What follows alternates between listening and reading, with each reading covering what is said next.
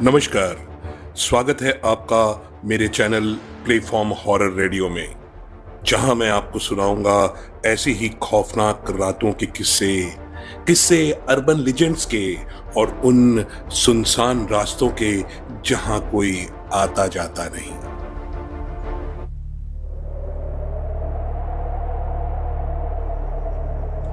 Hill station की वह तूफानी शाम, जून माह का पहला सप्ताह। सनसनाती हवा चल रही थी। तेज हवा से पेड़ पौधे अपनी जगह पर लगातार हिल रहे थे। पत्तों की सरसराहट और तूफानी हवा की साए साए करती आवाज पूरे माहौल में गूंजती जा रही थी।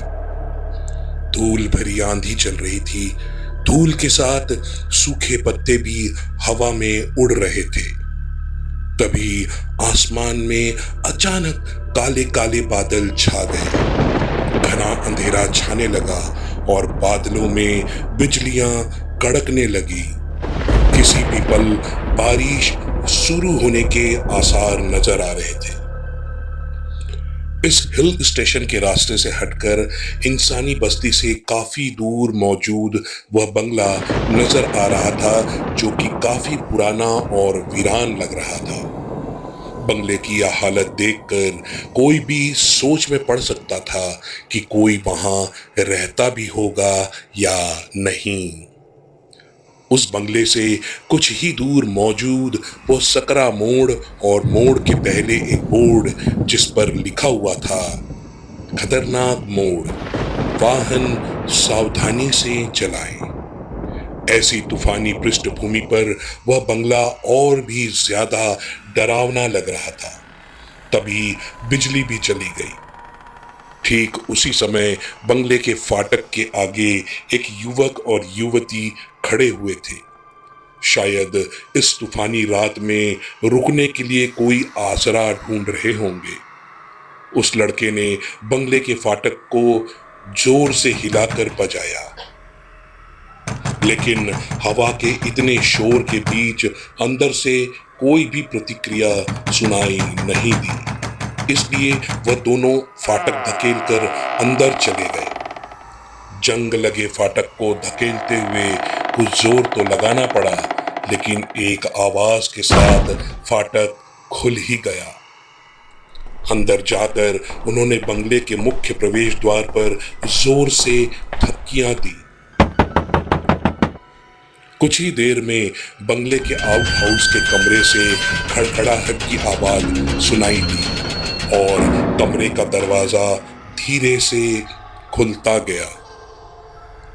अंदर से एक बूढ़ा धीरे धीरे बाहर आया और हाथ में थामी हुई लालटेन को युवक युवती के चेहरों तक उठाते हुए उनको देखा। कोई नवविवाहित जोड़ा मालूम होता था। हाथों में रची मेहंदी, चूड़ियां और कुछ गहने पहने लड़की स्पष्ट रूप से एक नई दुल्हन सी लग रही थी। उस घुप अंधेरे में उस बूढ़े को देख किसी का भी दिल डर से बैठ जाता, क्योंकि उसका हुलिया ही इतना भयानक था मानो किसी हॉरर फिल्म का पात्र हो। लंबे बड़े हुए बाल, बेतरतीब दाढ़ी, लटकते होंठों के बीच काले पड़ चुके दांत, भेदती नजरें, मैल से सराबोर चिकट पड़ चुके कपड़े। उंगलियों में पकड़ी बूझती आ रही बीड़ी को एक तरफ फेंकते हुए थरथराती आवाज में उसने पूछा, क्या बात है, क्या चाहिए? बाबा, क्या रात भर के लिए हम यहाँ रुक सकते हैं? वो क्या है कि हमारी गाड़ी खराब हो गई है। बारिश शुरू हो चुकी है और बस्ती बहुत दूर है, वरना कोई मैकेनिक लेकर आ जाता। रात भर के लिए सोने की कोई जगह मिल जाती तो। उस युवक ने विनती करते हुए कहा, ठीक है, बंगले का कमरा खोल देता हूं, चाहो तो रात भर रुक सकते हो। कहते हुए बूढ़े की आंखों में एक अजीब सी चमक आ गई। अच्छा हुआ आप लोग यहीं आ गए। पिछले हफ्ते ही वो आगे वाले मोड़ पर एक गाड़ी फिसलकर टकरा गई, बरगद के उस पेड़ से। उसी समय जान चली गई दोनों की। कोई नया जोड़ा था, शादी के बाद आया था घूमने यहां। अपने कमरे में जाकर बूढ़ा चाबियों का गुच्छा ले आया और प्रवेश द्वार का ताला खोला। एक कमरे में उन्हें लाकर मेज पर लालटेन रखते हुए कहा, यहां रात गुजार सकते हो आप दोनों। कमरा कुछ धूल से भरा है, बहुत दिनों बाद खुला है, लेकिन एक बात बता दूं, खाने वाने के लिए कुछ नहीं मिलेगा, चाय भी नहीं। सुबह एक दूध वाला पाव भर दूध देकर जाता है, वो भी खत्म हो गया है। कल तुम्हारे लिए अलग से लेकर रखूंगा, सुबह ही मिलेगी चाय। जी कोई बात नहीं बाबा, अभी हमको खाने की बिल्कुल भी जरूरत नहीं है। सुबह भी आप तकलीफ मत करना। सामान किधर है आप लोगों का? जी वो गाड़ी में ही रखा हुआ है बाबा, अभी लेने जाऊंगा तो भीग जाऊंगा। बारिश बहुत तेज हो गई है और उसकी अब जरूरत भी तो नहीं है। कोई बात नहीं, कीमती सामान होगा, ले आते तो अच्छा था। कौन ले जाएगा? लेकिन क्या आप अकेले रहते हो यहाँ? हाँ भाई, अकेला ही हूं, मेरे अलावा कोई नहीं रहता यहाँ इस वीरान जगह में। इस बंगले के मालिक परदेश में रहा करते हैं, आ जाते हैं 3-4 साल में कभी, दे जाते हैं कुछ रकम मेरी जरूरत के हिसाब से। बहुत पुराने समय से रखवाली जो करता आ रहा हूं, लेकिन आप जरा संभल कर रहना। रात में कुछ चमगादड़ उल्लुओं का हंगामा होता रहता है, तो घबराना मत। जाओ, आप तो जाओ, सो जाओ। कहते हुए बाबा अपने कमरे की ओर निकल गया। कोई उसे उस समय देखता तो शायद कुटिलता से मुस्कुराते हुए पाता, लेकिन उस जोड़े ने इस बात पर कोई खास ध्यान नहीं दिया। कमरे का दरवाजा बंद हुआ और अंदर से दोनों की खुशियों से भरी हंसी की आवाज बाहर सुनाई दी। अब अंधेरा बहुत गहरा हो गया था, हाथ को हाथ नहीं सूझ रहा था। बारिश अपने पूरे जोर पर थी। बीच बीच में जो बिजली कड़क रही थी, उतनी ही देर का उजाला हो जाता था।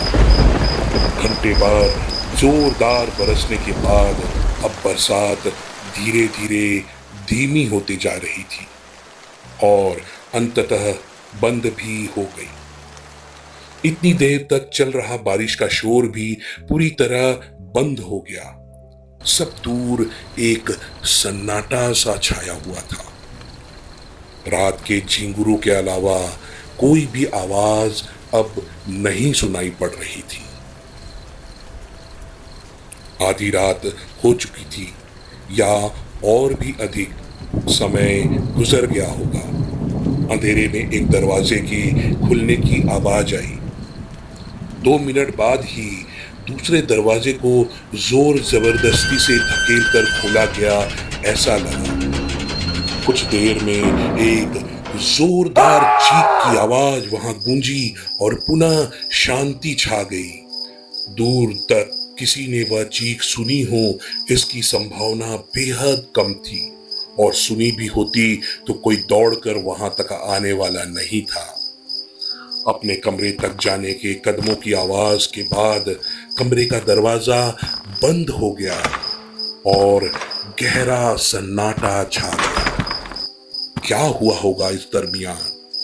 कोई अनहोनी तो नहीं हुई थी? रात बीत गई, सुबह हो गई। हमेशा के समय पर दूध वाला फाटक पर आकर खड़ा हुआ और बाबा को आवाज दी, लेकिन अंदर से कोई भी जवाब नहीं मिला। इसलिए वह फाटक धकेलकर बाबा के कमरे तक पहुंचा तो एक भयानक दृश्य देखकर कांप उठा। कमरे का दरवाजा खुला पड़ा था। बाबा अंदर मरा हुआ पड़ा था। उसकी आंखें और जुबान निकलकर बाहर आ गई थी, मानो किसी ने गला दबाकर मार डाला हो। दूध वाला घबराकर बाहर की ओर दौड़ पड़ा और अपनी साइकिल उठा गांव की तरफ तेजी से चल दिया और पुलिस स्टेशन जाकर घटना की खबर दी। कुछ ही देर बाद पुलिस की गाड़ी घटनास्थल पे पहुंच गई। अधिकारियों ने शव देखकर जांच शुरू की। बंगले के सारे कमरे खोल खोल कर देख डाले। सारे कमरे धूल से भरे हुए थे। केवल एक कमरे में बिस्तर की चादर कुछ बेतरतीब ढंग से फैली पड़ी थी। ना कोई निशान, ना तो कोई अन्य सुराग। जांच पूरी कर चौकीदार का शव एम्बुलेंस में रख पुलिस की गाड़ियां वहां से वापस रवाना हो गई।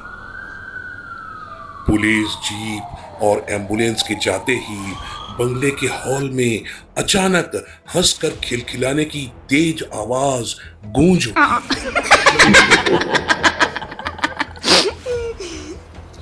अब से हम दोनों का ही राज है यहाँ। कार एक्सीडेंट में मरकर उस बरगद के पेड़ पर बैठ 8 दिन बड़ी मुश्किल से काटे हैं। आखिर कितने दिन ऐसे निकालते हम। कल रात उस बुड्ढे का कांटा भी हमने दूर कर दिया। अब इस बंगले में केवल हम दोनों, तुम और मैं।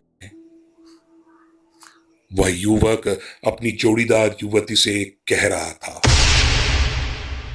तभी उस युवक के कंधे पर किसी ने हाथ रखा और थरथराती हुई अजीब सी आवाज में पूछा, मैं भी अगर तुम दोनों के साथ रहूं कोई हर्ज तो नहीं?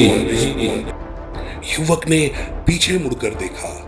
ये वही कल वाला बाबा पीछे खड़ा हुआ था जिसके प्राण कल रात उसने लिए थे। तो दोस्तों, ये थी आज की कहानी। उम्मीद करता हूं आपको ये कहानी जरूर पसंद आई होगी।